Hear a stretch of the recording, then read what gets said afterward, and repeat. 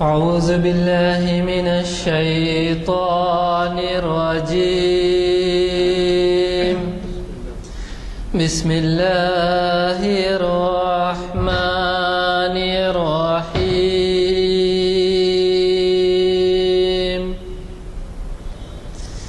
والتین والزیتون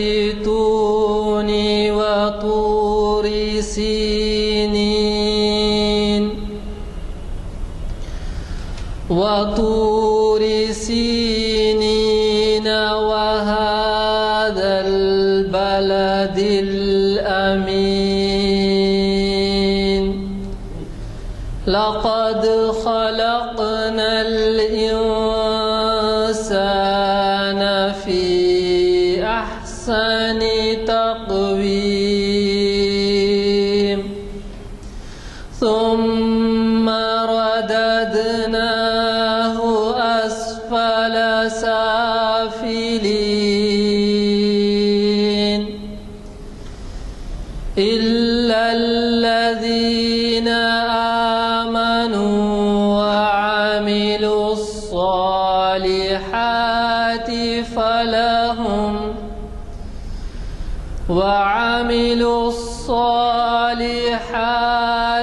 فلهم أجر غير ممنون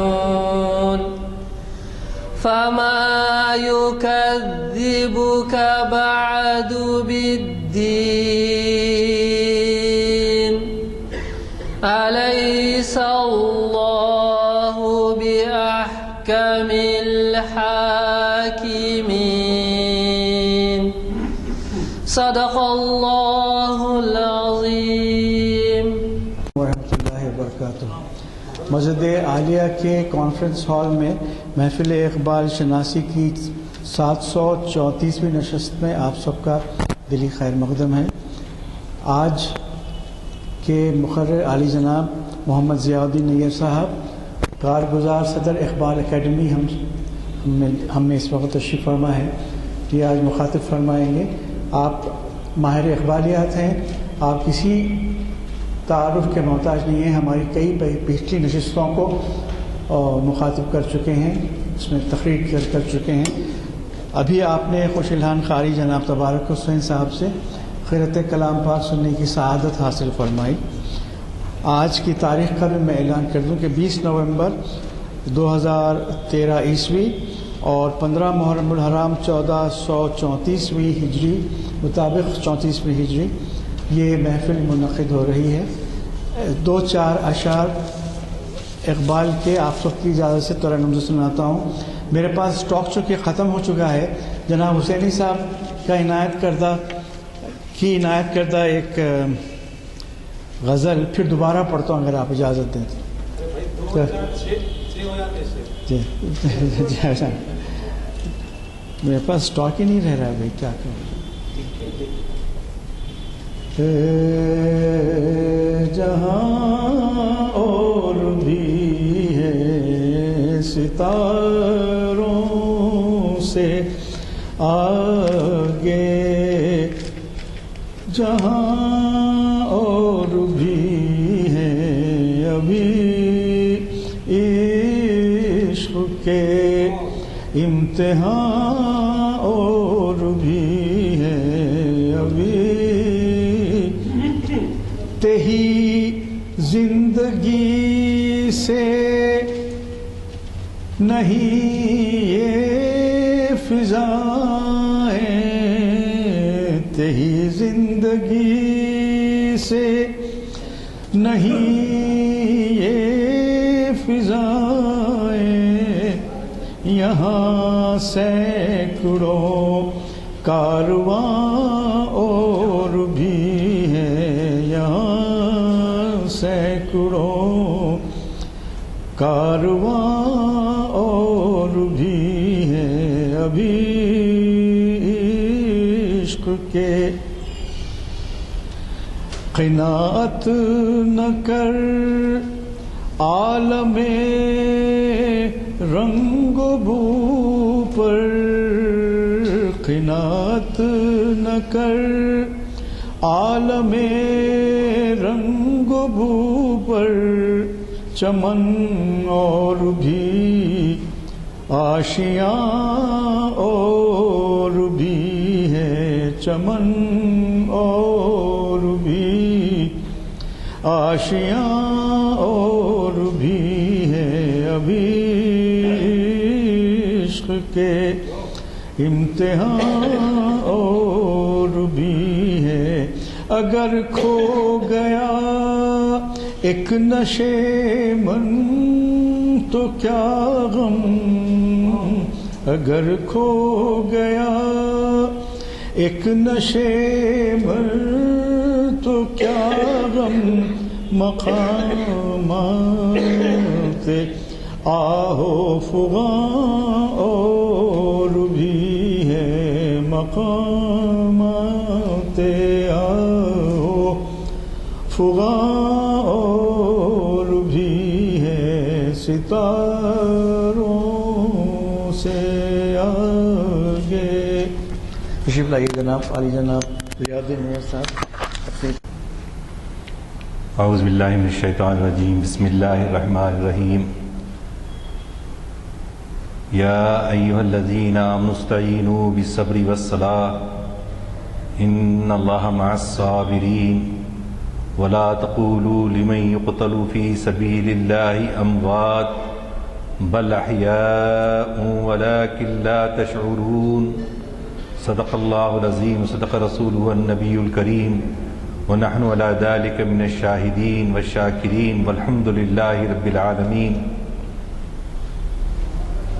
محترم غلام یزدانی صاحب سینئر ایڈوکیٹ، محترم ابراہیم ضیائی صاحب، جناب نانک سنگھ نشتر صاحب، محترم جناب انعام الحق صاحب، معین الدین حسینی صاحب اور بزرگوں اور دوستوں، السلام علیکم ورحمۃ اللہ وبرکاتہ۔ میں چونکہ یہ وعدے ہمارے شبیر میاں بہت پہلے لے لیتے، ان کی طبیعت بھی ان دنوں میں خراب رہی، تو دو تین ہفتے پہلے یہ عنوان اور تاریخ دے دی جاتی ہے، بعد میں اچانک کوئی کام آ جاتا ہے تو بڑی مشکل ہو جاتی ہے۔ چنانچہ میں سیدھے جو ہے بودھن اور نظام آباد سے سیدھے ہی مسجد میں آیا ہوں۔ 3 دن سے میں شہر حیدرآباد میں نہیں تھا، عادل آباد، کریم نگر، جگتیال وغیرہ وغیرہ سے ہوتے ہوئے، لیکن اب یہ کمٹمنٹ ہوتا ہے تو کسی طرح بھی ہم پہنچتے ہیں اور بھی تو اس میں آپ لوگوں کی چونکہ دلچسپی رہتی ہے تو اس لحاظ سے بھی اس کا خیال کرنا پڑتا ہے۔ تو عزیزان گرامی، آج کا موضوع اس شہر کی اس مہینے کی مناسبت سے میں نے جو دیا تھا، حقیقت ابدی ہے مقام شبیری، بدلتے رہتے ہیں انداز کوفی و شامی۔ تو یہ مختلف انداز سے لوگ اس مہینے میں سیدنا امام حسین علیہ السلام کو خراج عقیدت پیش کرتے ہیں، لیکن اس شعر کے پس منظر میں جو اقبال نے بات کی ہے، اس پہ کم گفتگو ہوتی ہے۔ میں نے آیت آپ کے سامنے پڑھی کہ اللہ تعالیٰ فرماتا ہے کہ جو اللہ کے راستے میں شہید ہوتے ہیں وہ مردہ نہیں ہیں، بلکہ ان کو ابدی زندگی ہے، ابدی حیات ہے ان کی۔ شہید کا جو درجہ ہے وہ ہم جانتے ہی ہیں، اور خصوصاً اسلامی تاریخ میں آپ دیکھیے کہ مہینہ جو شروع ہوتا ہے محرم کا، اور سال کا آخری مہینہ ہے ذی الحجہ کا، ہوا یہ کہ حضرت عمر فاروق رضی اللہ تعالیٰ عنہ کے پاس ایک مثل پیش ہوئی، ایک فائل، دستخط کے لیے فائل ہوتی نا، فائل لائی، تو اس میں تاریخ لکھی ہوئی تھی، سن نہیں لکھا ہوا تھا۔ تو آپ نے شورا کا اجلاس طلب کیا اور پوچھا کہ بھئی ہمارا ایک اسلامی کیلنڈر ہونا چاہیے۔ تو حضرت علی رضی اللہ تعالی عنہ نے تجویز پیش کی کہ ہمارے کیلنڈر کا آغاز ہجرت کی تاریخ سے ہو. یعنی مختلف واقعات ہیں، نزول قرآن کا واقعہ ہے، غار حرا کا واقعہ ہے، حضور کی پیدائش کا دن ہے، کچھ بھی ایسا کہہ سکتے تھے، لیکن آپ نے حضرت علی کرم اللہ وجہہ نے کہا کہ ہمارا کیلنڈر ایئر جو ہے وہ سن ہجری کے سے اعتبار سے شروع. تو 1435 سال سے ماشاءاللہ اس پہ عمل ہو رہا ہے، اور ہمارے مسلمانوں کو اب یہ مرور زمانہ سے سنڈے، منڈے، لیپ ایئر اور جنوری، فروری، یہ زیادہ ہم بولنے کے عادی ہو گئے تاریخیں پہچاننے کے، لیکن ہمارا شاعر اسلامی میں سے ہے کہ ہم اپنے سال کا جو ہے ذکر کریں. اب تو نئی نسل میں بعض بچے ایسے بھی ہیں جن کو پورے 12 مہینے کے نام بولنے نہیں آتے. تاریخ 1435 ہجری ہے، بہت سارے لوگوں کو 1435 ہے یا کیا ہے نہیں معلوم.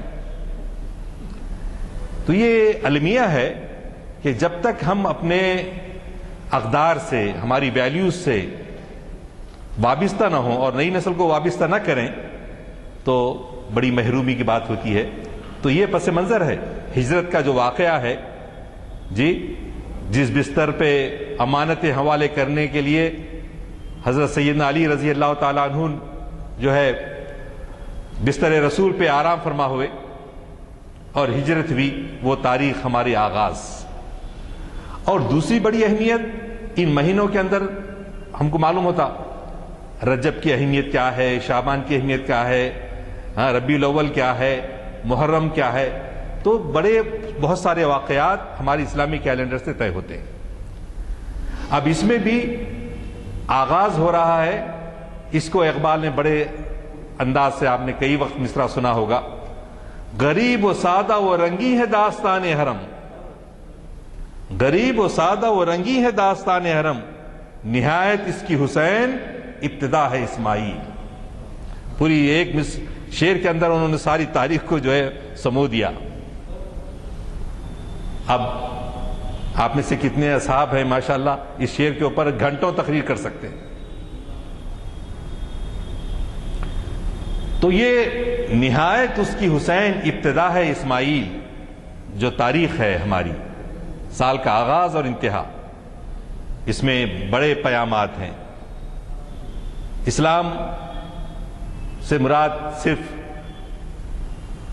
عبادات کا اظہار نہیں ہے.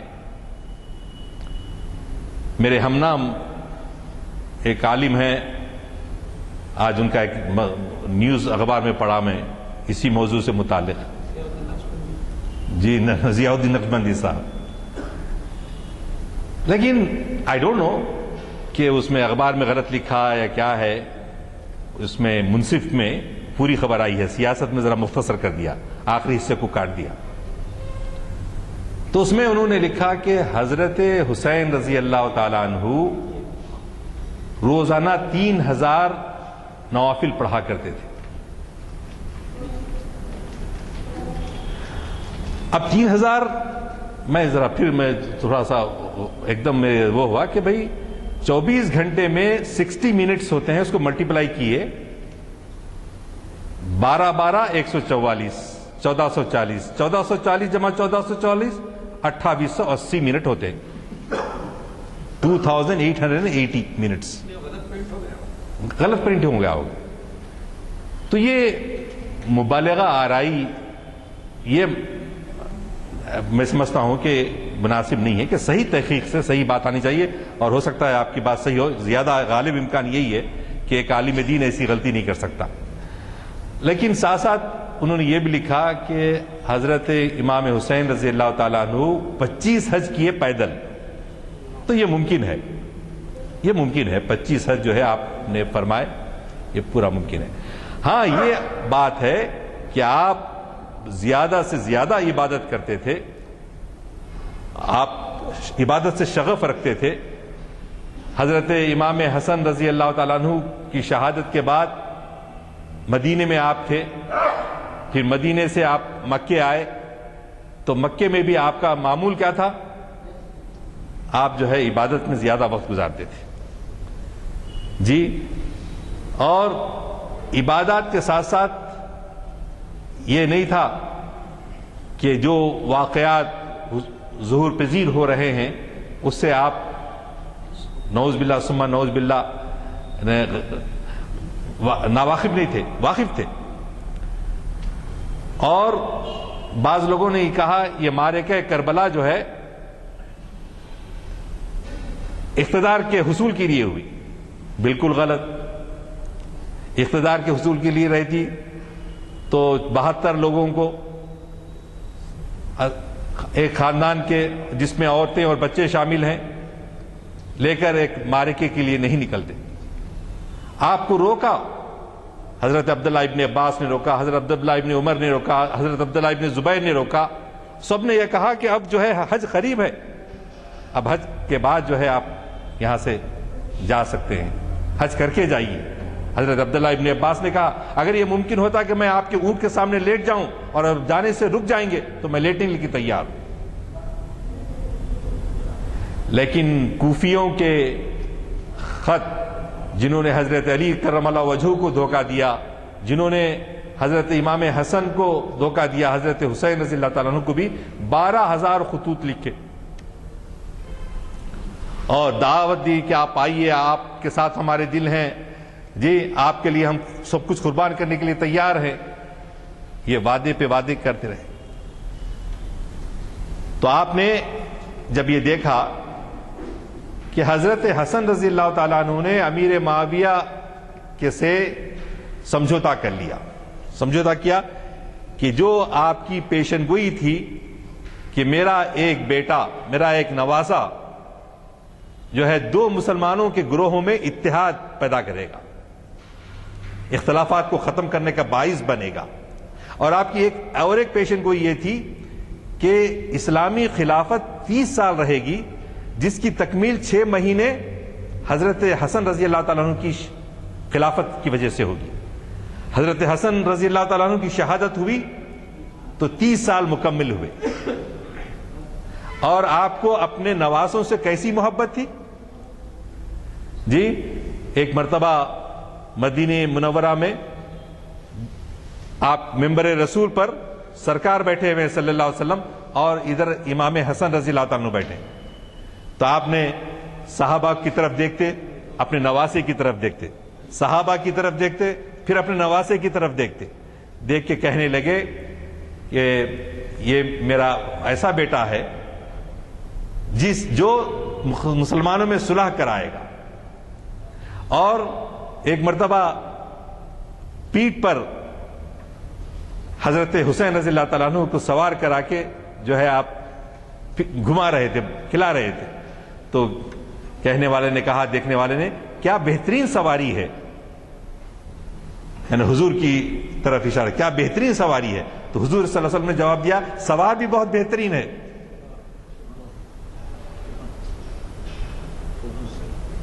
اور بی بی فاطمہ رضی اللہ تعالیٰ عنہا عورتوں کی سردار جنت میں، جن کی رسول اللہ صلی اللہ علیہ وسلم سے بڑی مشابہت تھی ان کے چلنے پھرنے میں، ان کے اس میں، اور سب سے چہیتی بیٹی تھی. اور ان کے دونوں بیٹے حضور اکرم صلی اللہ علیہ وسلم سے شبیہ میں مشابہت رکھتے تھے. اور صحابہ کی جو فضیلت ہے اپنی جگہ پر، لیکن یہ تو اہل بیت اطہار تھے، نبی صلی اللہ علیہ وسلم کے خاندان کے بالکل قریبی، ایسے مقام پر رہنے والے لوگوں کے لیے یقین نہیں آتا کہ انسان اتنا ظالم بھی ہو سکتا ہے، انسان اتنا ظالم بھی ہو سکتا ہے کہ جو شخص بالکل مکے میں جا کے بیٹھا ہوا ہے، مدینے میں جا کے بیٹھا ہوا ہے، کوئی کسی سے کوئی تعلق نہیں، بلا رہے ہیں، خطوط لکھ رہے ہیں، دعوت دے رہے ہیں کہ ہم آپ کے ساتھ ہیں. آپ کے بار بار ایسے خطوط آنے پر آپ نے یہ فیصلہ اس لیے بھی کیا کہ جب خلافت سے ملوکیت کی طرف انتقال ہو رہا ہے تو اس کے نقصانات کیا ہیں. آپ جب یہ کہتے ہیں کہ حضرت حسین رضی اللہ تعالیٰ عنہ کو جو ہے اقتدار نہیں طلب تھا، اقتدار آپ نہیں چاہتے تھے، لیکن آپ نے یہ دیکھا کہ امیر معاویہ کے زمانے میں کیا کیا تبدیلیاں ہوئی، کیا کیا اختلافات، کیا کیا چیزیں، خلافت سے ملوکیت کے کیا کیا نقصانات ہو رہے تھے، اس کی ایک لسٹ ہے اگر آپ کو میں سناؤں. ایک جیسے کہ شرع کو نافذ کرنے کے بجائے، شریعت کو نافذ کرنے کے بجائے شریعت سے اختلاف کیا آپ نے، سنت رسول اللہ سے اختلاف کیا. کیا کیا؟ یہ کہا کہ نہ کافر مسلمان کا وارث ہو سکتا ہے اور نہ مسلمان کافر کا وارث ہو سکتا ہے. امیر معاویہ نے کہا کہ مسلمانوں کو کافر کا وارث انہوں نے قرار دیا، مسلمان کافر کا وارث ہو سکتا ہے. ارے کافر کے مال کا کیسا بھائی، انصاف کے خلاف بات ہے. شریعت میں کبھی رسول اللہ صلی اللہ علیہ وسلم نے اور خلفائے راشدین نے کبھی ایسا فیصلہ نہیں کیا، انہوں نے یہ فیصلہ کیا. دوسرا ایک نوک، آپ کو جنگ صفین کی تاریخ پڑھتے ہیں آپ، اختلاف ہوا، سب کچھ ہوا، شہادت ہو گئی، سب حضرت علی رضی اللہ تعالیٰ عنہ اللہ کو پیارے ہو گئے. اس کے بعد جمعہ کے خطبوں کے اندر سب و شتم،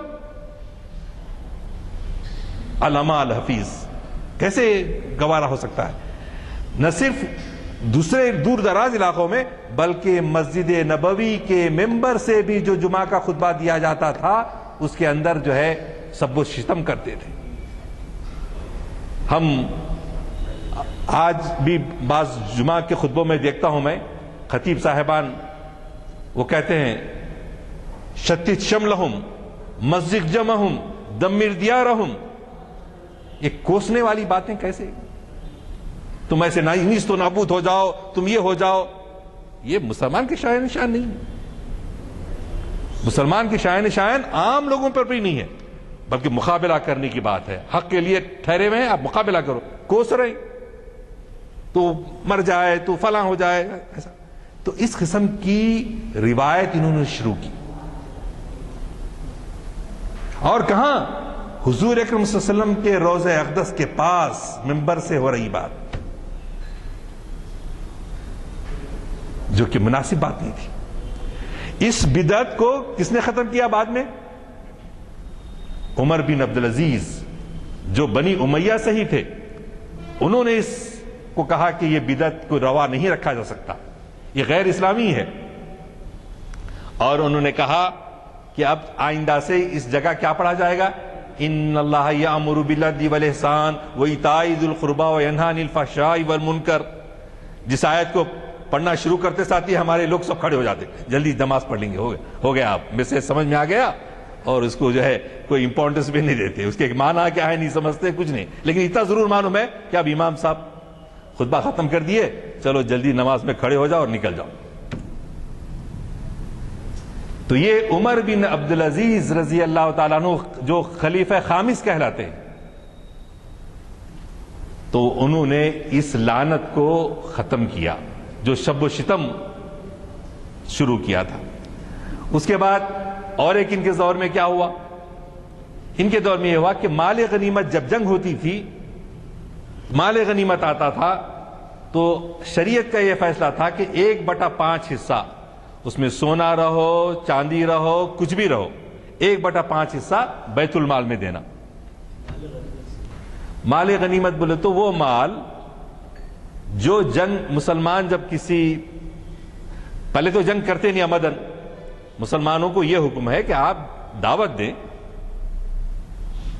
اسلام کی دعوت دیں، یا نہیں تو آپ اپنے دین پر رہیں لیکن ہم کو یہ جزیہ دیں، یہ آپ کو اتنا ٹیکس دینا پڑے گا. جزیہ بولے تو ٹیکس کے بعد ٹیکس مقرر تھا. اور اگر یہ بھی نہیں، آئیے پھر جنگ میں میدان میں آئیے، جو جیتے گا وہ اس کا علاقہ ہو جائے گا. تو جنگ ہوتی تھی، جب دشمن پہ قابو پا لیتے تو وہ یا چھوڑ کر بھاگ جاتے، تو ان کا جو مال و اسباب ہوتا تھا اس کو حاصل کرنا مال غنیمت کہتے ہیں.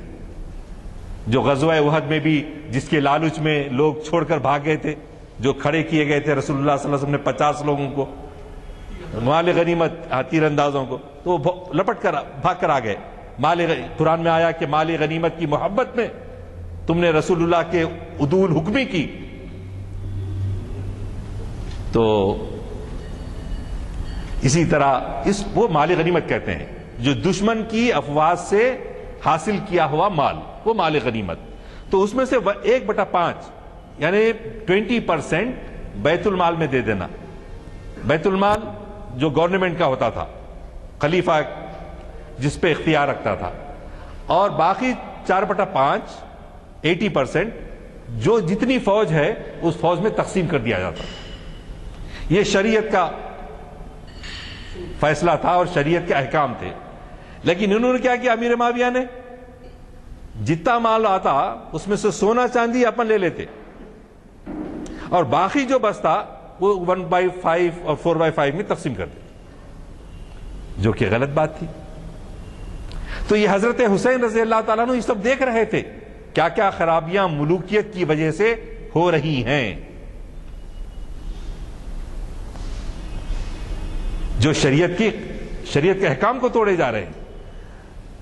اس کے بعد وہ بھی معلوم ہے آپ کو، زیاد بن ابو سفیان کے اصطلاح کا معاملہ، اس کو اپنے بھائی قرار دینے کے لیے انہوں نے سمیہ کا بیٹا، اور جو ابو سفیان نے اعتراف کیا تھا کہ وہ ایام جاہلیت میں ان کے ساتھ زنا ہو گیا تھا، وہ پیدا ہوا سو ہے، اس کو انہوں نے کیا کیا؟ حالانکہ حضرت علی رضی اللہ تعالیٰ عنہ نے اس کو وہاں کا گورنر بنایا تھا کوفہ کا، تو انہوں نے اپنے ساتھ ملانے کے لیے اس کو کہا کہ وہ میرا بھائی ہے. لوگوں سے قسمیں دلوائیں، لوگوں سے قسمیں دلوا کے اس کو جو ہے ناجائز اولاد کو، جبکہ اسلام کے احکامات کے خلاف ہے کہ اس کا کوئی حق نہیں بنتا، لیکن اس کو اپنا بھائی قرار دیا. تو یہ شرع کے خلاف جو ورزیاں ہو رہی تھیں. اور امیر معاویہ کے زمانے میں گورنروں کے خلاف کوئی جو ہے ایکشن نہیں لیا جاتا تھا. گورنر چاہے کوئی بھی ظلم کرے، گورنر اگر ظلم بھی کرتا ہے اس پہ کوئی باز پرس نہیں ہو رہی تھی، بلکہ یہ کہا جا رہا تھا، مثال کے طور پر عبداللہ بن عمر بن غیلان خطبہ دے رہا تھا کوفہ میں، کسی سامعین میں سے کسی نے کنکر پھینکا. کنکر پھینکنے پر اس کو اتنا غصہ آیا کہ اس آدمی کے ہاتھ کٹوا دیا اس نے.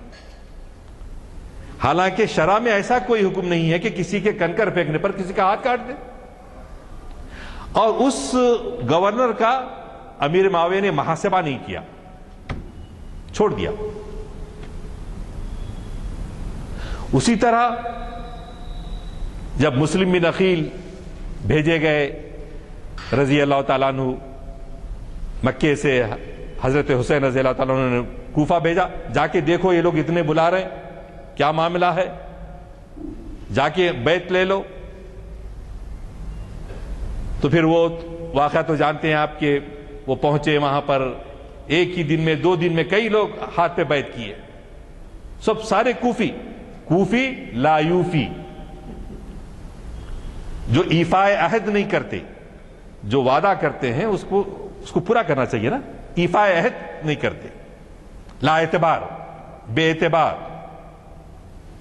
تو یہ ان لوگوں نے حضرت مسلم بن عقیل کے ہاتھ پہ بیعت کی، لیکن وہ سازشوں سے، عبداللہ بن زیاد کی سازشوں سے،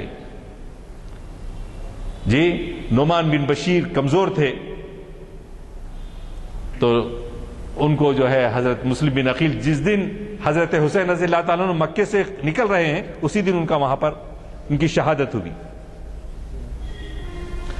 اور اسی عبداللہ بن زیاد نے جب خطبہ دے رہا تھا تو کسی نے کنکریاں پھینکی، تو اس نے ان سب محاصرہ کر کے، بعض روایتوں میں 30 آتا ہے، بعض روایتوں میں 80 لوگ آتا ہے، 80 لوگوں کے یا 30 لوگوں کے ہاتھیں کٹوا دی. تو یہ شرع جو ہے رسول اللہ صلی اللہ علیہ وسلم کی شرع کے مطابق نہیں تھی، نہ کسی خلیفہ نے یہ نافذ کی، بلکہ ان کے دور میں شروع ہوئی. تو یہ سب تارے جو ہم لوگ یہ کہتے ہیں کہ بھئی یہ معرکہ کربلا تھا کیا؟ اقتدار کی جنگ تھی. اقتدار کی جنگ کے ساتھ ساتھ سوال یہ پیدا ہوتا ہے کہ یہ جو چیزیں ملوکیت کی وجہ سے آپ امیر معاویہ کرتے جا رہے تھے، حضرت حسین رضی اللہ تعالیٰ عنہ سب کو دیکھ رہے تھے، اور اتنے بڑے بڑے اکابر صحابہ کے روکنے کے باوجود آپ جو ہے جانے کے لیے تیار ہوئے تاکہ یہ جو اسلامی احکامات کے خلاف جو سلوک کیا جا رہا ہے اس کا خاتمہ ہو اور حقیقی اسلام جو ہے دنیا میں نافذ ہو جائے. یہ منشا آپ کا تھا. اس کے لیے اور ان کے دور میں دوسری جو بڑی اور انتہائی افسوس کے ساتھ کہنا پڑتا ہے کہ حضرت عمار بن یاسر رضی اللہ تعالیٰ عنہ جنگ صفین میں شہید کیے گئے تو ان کے سر مبارک کو لوگوں نے کاٹ کر امیر معاویہ کے دربار میں پیش کیا. تو امیر معاویہ کو کیا کرنا چاہیے تھا؟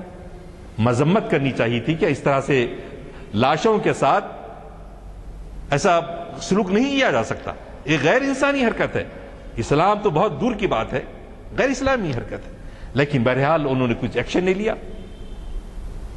تو یہ چیزیں ایسی ہیں کہ تاریخ میں ہم پڑھتے آئے ہیں. لیکن عمار بن یاسر صحابی رسول، ان کے سر کے ساتھ بھی ہوا. حضرت حسین رضی اللہ تعالیٰ عنہ کے ساتھ بھی گستاخی کی گئی. ان کے سر مبارک کو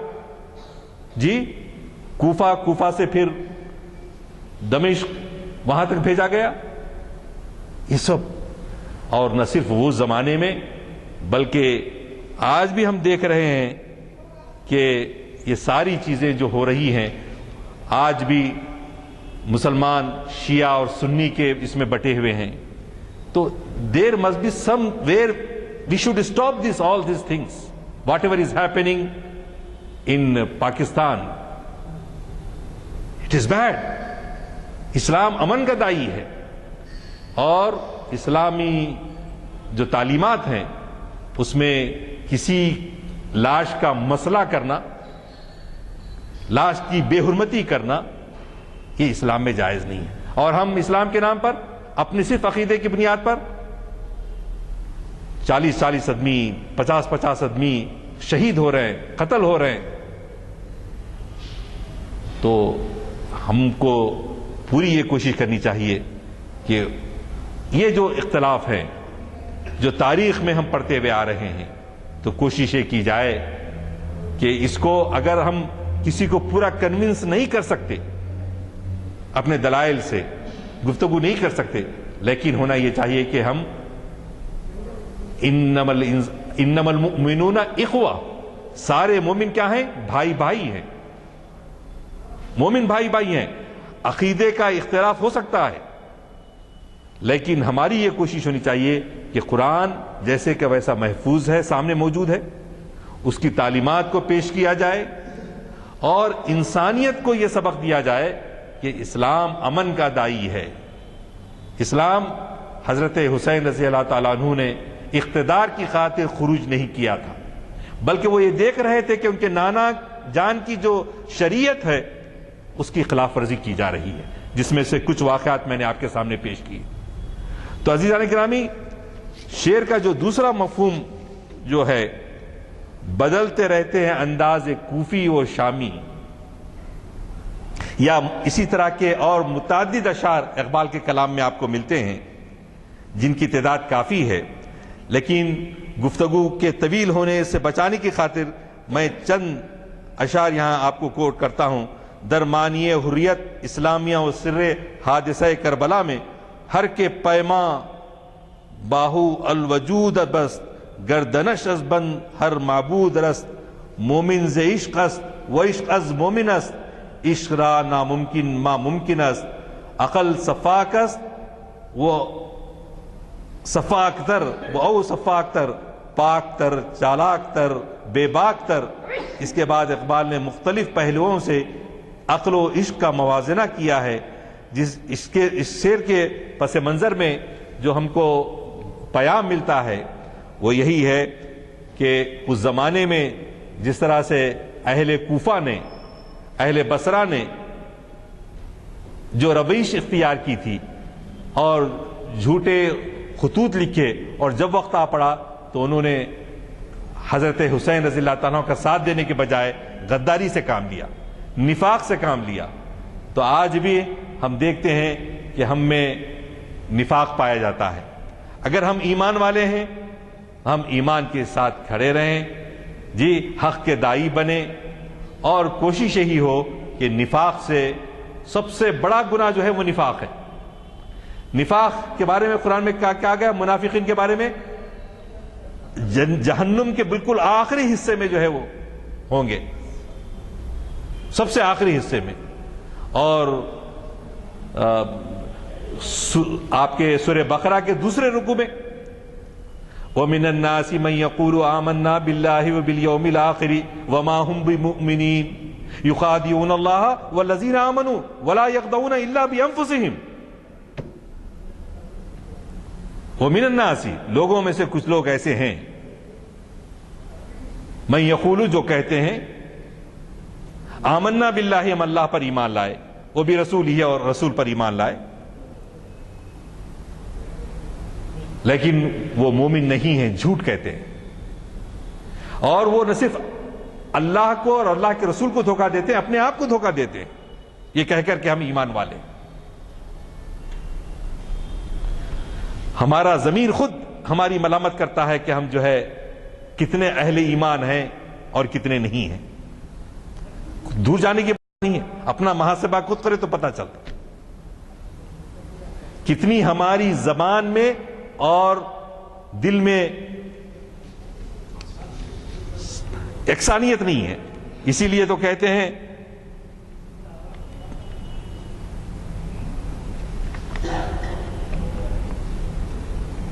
یہ عقل جو مہو پروین کا کھیلتی ہے شکار، یہ عقل جو مہو پروین کا کھیلتی ہے شکار، شریک شورش پناہ نہیں تو کچھ بھی نہیں۔ اور ایک جگہ وہ اقبال کا شعر مجھے یاد نہیں آ رہا، کہیں لکھا ہوں میں کہ بہرحال اس میں یہی ہے کہ زبان اور دل میں موافقت ہونی چاہیے، ایسا نہیں کہ زبان پہ کچھ ہے اور دل میں کچھ ہے، ایسا نہیں، یہ منافقانہ رویش ہوتی ہے۔ تو عزیزان گرامی، آج کے دور میں بھی آج کے کوفی بھی جو آ رہے ہیں، ان سے جو ہے کیا ہے، ان سے اہل ایمان کو جو ہے پرہیز کرنا چاہیے، ان کے شر سے محفوظ رہنے کی کوشش کرنا چاہیے۔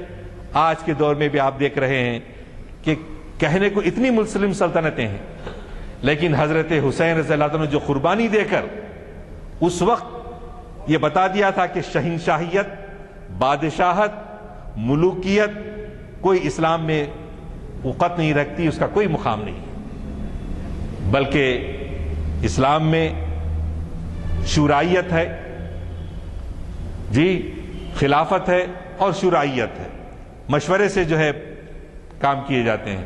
چنانچہ پہلی دو خلافتوں کے اندر بغیر کسی پرابلم کے جو ہے کام چلتا رہا، لیکن بعد میں جو تبدیلیاں آئیں، ہم ان واقعات کو پڑھ کر کوشش کریں کہ آج کے زمانے میں ہم خصوصاً مسلم ممالک کے اندر وہاں انقلاب اگر آتا ہے تو یہ کوشش کریں۔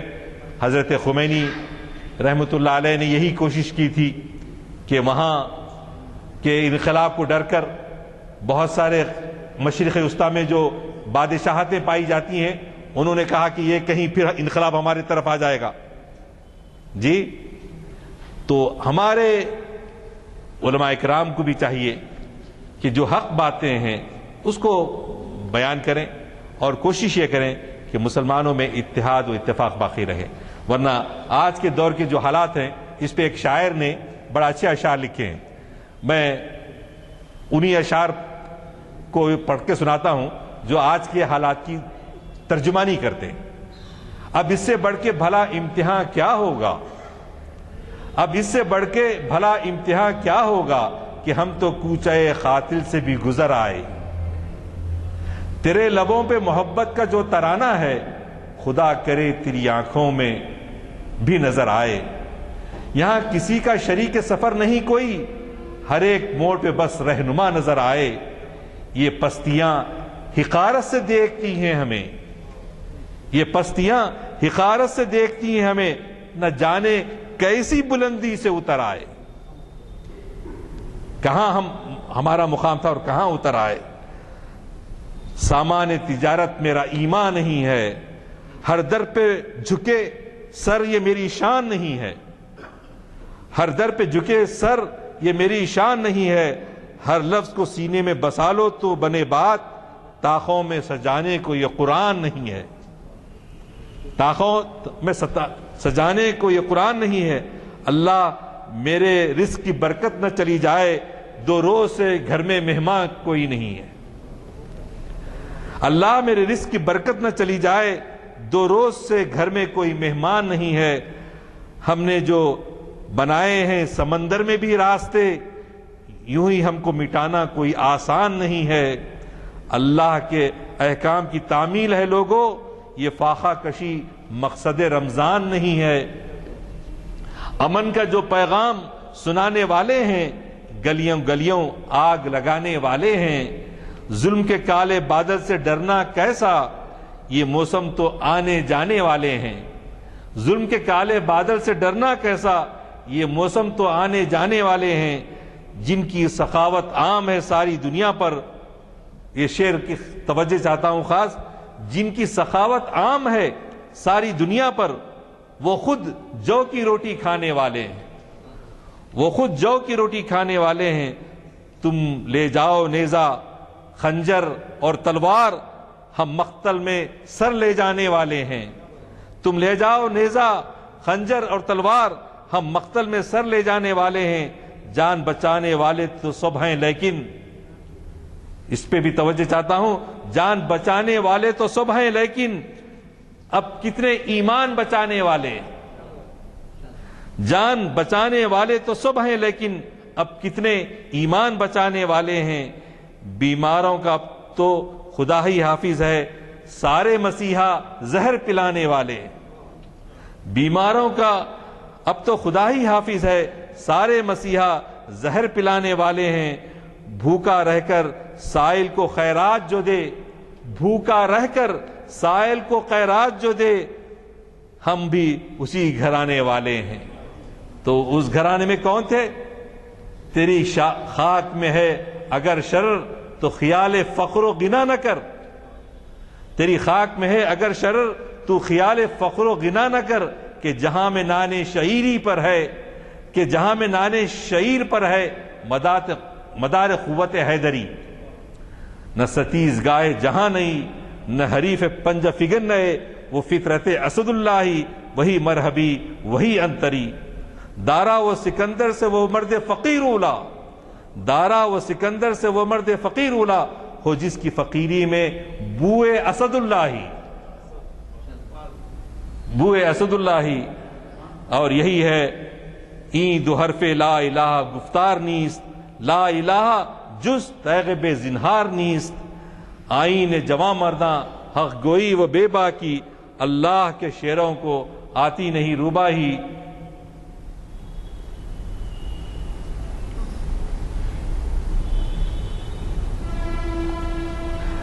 جنت کی، ابھی ہمارے ضیائی صاحب کے اشعار ہیں، جنت کی آرزو میں کہاں جا رہے ہیں لوگ، جنت کی آرزو میں کہاں جا رہے ہیں لوگ، جنت تو کربلا میں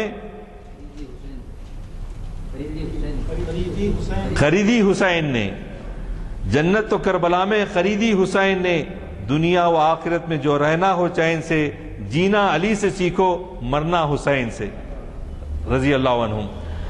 تو برادران عزیز، یہ ہم کو پوری اپنی طور پہ کوشش کرنا چاہیے۔ ہمارے میں جو 72 فرقے پیدا ہونے کی جو بات کی جاتی ہے جی، اور ہر فرقہ یہ کہتا ہے کہ میں ناجی ہونے والا ہوں، ہماری نجات ہے، اللہ سب کو اپنے مقدر سے بخشنے والا ہے، لیکن ہم میں یہ کوشش ہونی چاہیے کہ ہمارے دوست احباب میں، ہمارے پڑوس میں، ہمارے دیگر فرقوں سے، شیعہ ہوں، سنی ہوں، اہل حدیث ہوں یا اہل قرآن ہوں، سب کو ہم جو ہے کوشش یہ کرتے ہیں کہ اسلام سے خارج کریں، آسانی سے انو کافر انو کافر، سب کو کافر کے فتوے دینے کے بعد مولوی صاحب سمجھتے ہیں میں اور میری بیوی جنت میں جائیں گے، میں اور میری بیوی جنت میں جائیں گے، سارے جو ہے کفر میں۔ تو کوشش یہ کریں کہ ہم جو ہے بعض لوگوں کو تو بیوی پہ بھی اعتراض ساتھ چلنے کے ارے دنیا میں جن کے ساتھ گزارا کر کے اب جنت میں بھی وہیں گزارا کرنا ہے۔ تو خیر مذاق کے طور پہ وہ بات کہی گئی، لیکن کہنا یہ ہے کہ ہم کو ہماری یہ ذمہ داری ہے کہ مسلمان ایک تو مطالعہ کریں، صحیح معلومات حاصل کریں، اور مطالعہ کرنے کے بعد بنیادی طور پہ یہ پیام پہنچائیں کہ ساری انسانیت کی خیر خواہی بھلائی کے لیے نبی اکرم صلی اللہ علیہ وسلم دنیا میں بھیجے گئے، اب ان کے بعد کوئی نبی آنے والا نہیں، اور قیامت تک قرآن اور سیرت طیبہ محفوظ ہے۔ خانوادہ رسالت محمد صلی اللہ علیہ وسلم کا اسوہ حسنہ بھی ہے کہ ایک صحابی کا بھی بڑا مقام ہے، جی اصحابی کا نجوم بیئیہم اہتدیتم اقتدیتم، کہ جس نے صحابہ کی اقتدا کی وہ بھی کامیاب ہے۔ تو کوشش یہ کی جانی چاہیے کہ ہم اپنے اختلافات کو کم سے کم کریں، گفتگو میں جو ہو اس میں محبت، خلوص، نفس شامل نہ ہو، نفس شامل نہ ہو، صرف میں صحیح کہہ رہا ہوں، صرف میرا استدلال صحیح ہے، یہ انداز نہ ہو، یہ انداز بالکل جاہلانہ انداز ہوگا۔ ہم میں سے ہر ایک کو مطالعے کے بعد اپنے نقطہ نظر کو پیش کرنے کا حق ہے، لیکن اصرار کرنے کا حق نہیں کہ میں ہی صحیح ہوں، یہ صحیح نہیں۔ اس سے کیا ہوگا؟ اتحاد نہیں پیدا ہو، اختلافات بڑھیں گے۔ تو ضرورت اس بات کی ہے کہ اللہ کرے ہمارے پڑوس ملک میں خاص طور سے ہم دیکھ رہے ہیں، عراق میں دیکھ رہے ہیں، شام میں دیکھ رہے ہیں، جی سعودی عرب میں دیکھ رہے ہیں، جہاں جہاں مسلمان رہتے ہیں اللہ تعالیٰ ان کے دلوں کو صاف کرے اور ان میں اتحاد و اتفاق عطا فرمائے، اور جو غلط فہمیاں پائی جاتی ہیں وہ غلط فہمیاں دور ہوں، اور دنیا بھر کے لیے اسلام جو ہے امن کا داعی بن کر دنیا میں عام پیام کو پیش کرے۔ یہی آج کے زمانے کے کوفی لایوفی کے لیے یہی ہے۔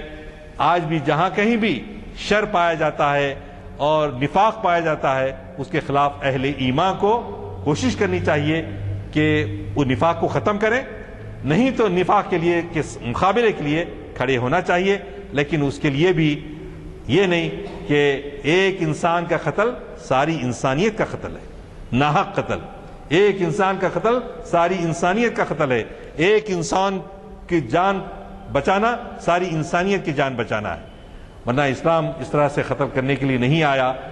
حضرت حسین رضی اللہ تعالیٰ عنہ، حضرت حسن رضی اللہ تعالیٰ عنہ، بی بی فاطمہ رضی اللہ تعالیٰ عنہ، حضرت علی رضی اللہ تعالیٰ عنہ، اور پورے خانوادہ رسالت اور خلفائے راشدین کے توسط سے ہم اللہ سے دعا مانگتے ہیں کہ اللہ مسلمانوں کو صحیح توفیق عطا فرمائے، نیک ہدایت دے، اور آپس میں اتحاد و اتفاق سے رہنے کی اور اسلام کے لیے اتحاد کی دعوت دینے کی کا اہل ہم کو بنائے۔ وآخر دعوانا الحمدللہ رب العالمین۔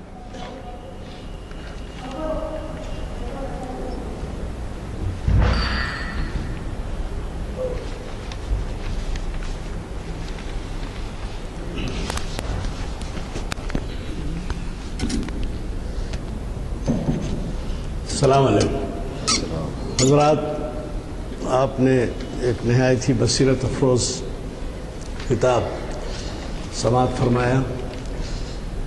صرف مجھے اتنا ہی کہنا ہے کہ ہم جب یہاں سے اٹھتے ہیں تو اپنے آپ کو یہ محسوس کرتے ہیں، اپنے آپ میں محسوس کرتے ہیں کہ ہمیں تاریخ کے ان پہلوؤں کو جن سے ہم کچھ سیکھ سکتے ہیں وہ بتایا گیا ہے۔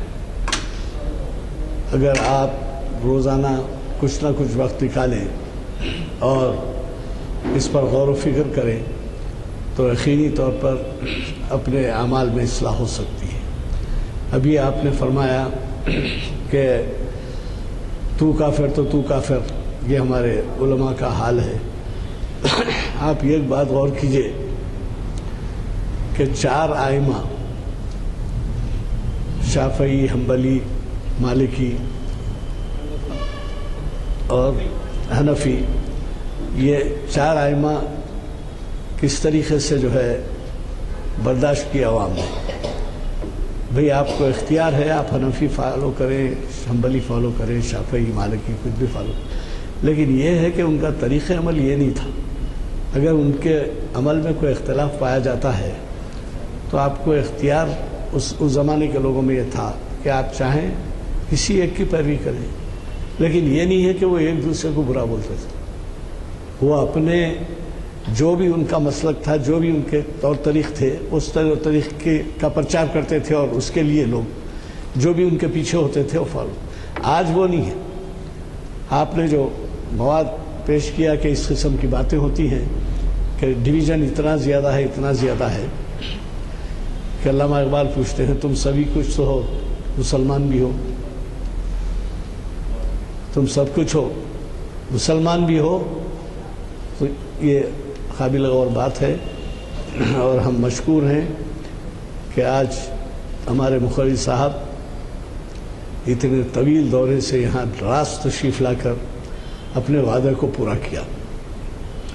آپ کو پتہ ہے کہ وہ بہت زیادہ عمر کا حصہ بچپن کا نہیں یا کالج لائف کا نہیں، بلکہ بلوغ یعنی عملی زندگی میں قدم رکھنے کے بعد وہ جدہ میں انہوں نے گزارا ہے۔ اور جدہ میں اب ان کے منہ کے سامنے تو تعریف کرنا نہیں ہے، لیکن حقائق بیان کرنے میں یہ کہوں گا کہ انہوں نے کچھ ایسی محفلیں سجائیں جہاں مجھے بھی شرکت کا موقع ملا۔ تو ایسے ہمارے آج کے مقرری صاحب کے مشوروں سے اور جو کچھ انہوں نے ہدایت دی ہے اس سے عمل کرنا، اس پر عمل کرنا ہمارے لیے بہت ضروری ہے۔ میں یقین رکھتا ہوں کہ آپ اس سبق حاصل کریں گے ایسے ان خیالات سے۔ اور دوسری بات یہ ہے کہ آپ کو کل ہی پرسوں جو یعنی ہفتے کے دن جو خطاب ہے، یعنی ہمارا تازہ جو بلیٹن ہے وہ بلیٹن آپ کے ہاتھ میں ہے، تو آپ ذرا ملاحظہ فرمائیں گے اور ان کو مس نہیں کریں گے۔ یہ ہمارے جناب احمد علی صاحب، یہ آپ کو معلوم ہے کہ یہ کیوریٹر ہیں سالار جنگ میوزیم کے، اور یہ جو ہے مساجد کے بارے میں ایک دفعہ ہمیں مخاطب کر چکے ہیں، شہر کے مساجد کے بارے میں۔ اب وہ جو ہے قلعہ گولکنڈے کی قطب شاہی مساجد، ان کے بارے میں آپ کو سنائیں گے، اور یقینی طور پر یہ کہا جا سکتا ہے کہ ان کا مطالعہ بہت وسیع ہے، اور آپ گھر بیٹھے تمام مساجد جو کہ آپ کے پڑوس میں ہیں اور قلعہ گولکنڈہ کے قطب شاہی دور کے ہیں، تو اس کے بارے میں آپ معلومات حاصل کر سکیں گے۔ اور دوسرے یہ کہ پیر کے دن، یہ تو رہا ہفتے کا پروگرام جو اسی مقام پر ہوگا، پیر کے دن اہل بیت اور چند غلط فہمیاں، حافظ محمد وسیم احمد ندوی صاحب آپ کو مخاطب کر رہے ہیں۔ شریعت انفارمیشن سروس کی 513ویں نشست ہے، اور پھر زمان و مکان کے عنوان سے یہ بھی آپ جانتے ہیں کہ ہمارے ہاں ایک بہت بڑے سائنٹسٹ جن کو ڈاکٹر مسعود الدین سعدی مرحوم نے کہا تھا کہ شاید ہی دنیا میں کوئی ایسا سائنٹسٹ ہوگا جس کا اتنا مطالعہ حدیث و قرآن و حدیث جو ہے وسیع ہو۔ تو یہ صاحب غیر معمولی شہرت کے حامل ہیں، اور یہ 6 مہینے امریکہ میں گزارتے ہیں، 6-7 مہینے، اور پھر یہاں 6-7 مہینے۔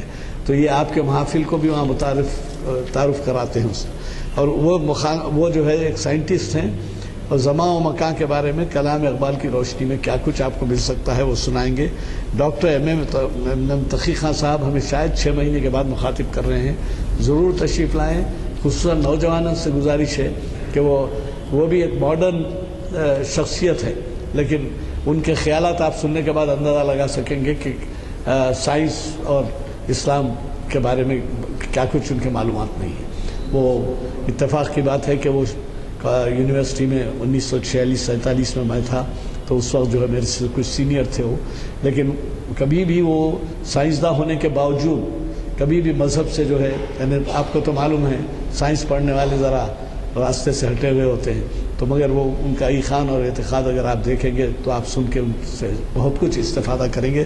میری گزارش ہے کہ وہ محفل اقبال شناسی کی 735ویں نشست کو آپ نہ بھولیں، چونکہ محفل کا دعا ہو چکی ہے محفل کے وقت سے۔ ہاں ایک بات ذرا تھوڑا تشریح رکھیے ہاں کہ انہیں فضیلت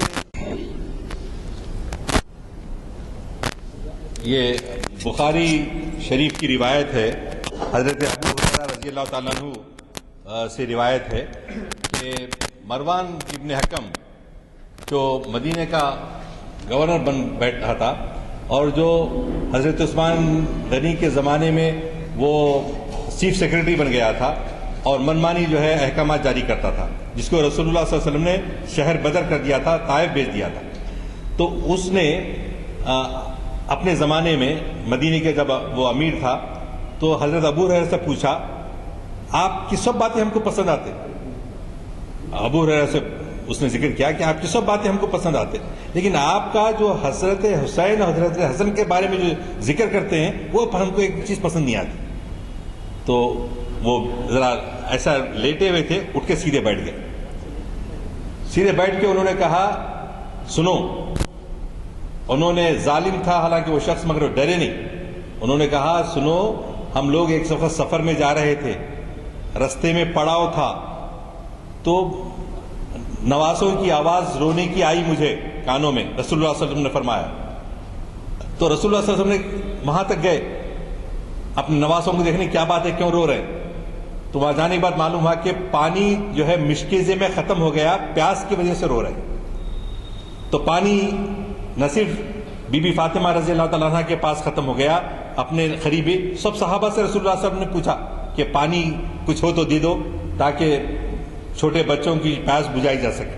اور آپ اندازہ لگائیے کہ مکے کی اور سعودی عرب کی جو گرمی کا اندازہ جو وہاں رہے ہیں وہ اندازہ کر سکتے ہیں، پانی ختم ہو گیا ہے اور بچے پیاس سے جو ہے رو رہے ہیں، تو نانا جان کیا کرتے ہیں آخر میں جب پانی نہیں ملتا تو اپنی زبان بچوں کے منہ میں ڈال کے اس کو چسواتے ہیں، تو وہ نانا حضرت حضور اکرم صلی اللہ علیہ وسلم حضرت حسن حضرت حسین رضی اللہ عنہما کے منہ میں ڈال کے اپنی زبان وہ چوستے ہیں اور اس طرح سے ان کی پیاس کو بجھائی جاتی ہے۔ تو کس انداز سے ان کا کیا مرتبہ کیا مقام ہے کہ کتنی روایتیں ایسی ہیں کہ وہ سرداران جنت ہیں، ان کے فضائل کا کتنا مرتبہ مقام ہے، تو وہ ایسی شخصیت کے ساتھ ایسا جو سلوک ہوا وہ یقیناً قابل مذمت ہی نہیں بلکہ ہمارے لیے سبق ہے اس میں کہ کیا انجام ہوا۔ بہرحال یہ وہی کہنا پڑتا ہے جو قربانی کا آغاز حضرت اسماعیل علیہ السلام حضرت ابراہیم علیہ السلام سے شروع ہوا تھا وہ آ کے ختم جو ہے حضرت حسین کی قربانی پہ ہوتا ہے۔ ہم آج حضرت ابراہیم کا اسوہ حسنہ اتنا اللہ کو پسند آیا کہ ہمارا جو ایک فرض ہے حج، اس میں ہم ساری چیزیں کرتے ہیں۔ حضرت ابراہیم علیہ السلام نے اپنے اللہ کے حکم سے بیوی اور بچے کو جو ہے بے گیا آب و ریگستان میں چھوڑ کر چلے گئے اور انہوں نے کعبے کی دیوار کے کوئی نشان باقی نہیں تھے، اللہ کے حکم سے کعبے کی دیوار بنی، مقام ابراہیم قائم ہوا اور زمزم ہوا، پھر جو ہے صفا و مروہ کے درمیان بی بی ہاجرہ کا دوڑنا اللہ کو اتنی ادا و پسند آ گئی کہ ساری چیزیں ہمارے لیے جو ہے ایک حج کی شکل میں ہے۔ قربانی ہم مینا میں دیتے ہیں، ہم وہ قربانی آج تک ہم دے رہے ہیں، اللہ کو وہ ادا پسند آئی، تو وہ قربانی کا جو آغاز وہاں سے ہوا تھا حضرت حسین کی شہادت پر ختم ہوا، تو اس میں بڑا سبق ہے ہمارے لیے کہ اللہ کے پاس جو سب سے بڑا مقام ہے، مقام ابدی ہے، حقیقت ابدی ہے، مقام شبیری، یہی وہ بات ہے جس کو ہم ہمیشہ یاد رکھنے کی ضرورت ہے، اور ہم کو اسوہ حسینی اختیار کرتے ہوئے مقام جب بھی مقام آتا ہے اپنی قربانی سے کام لینا چاہیے۔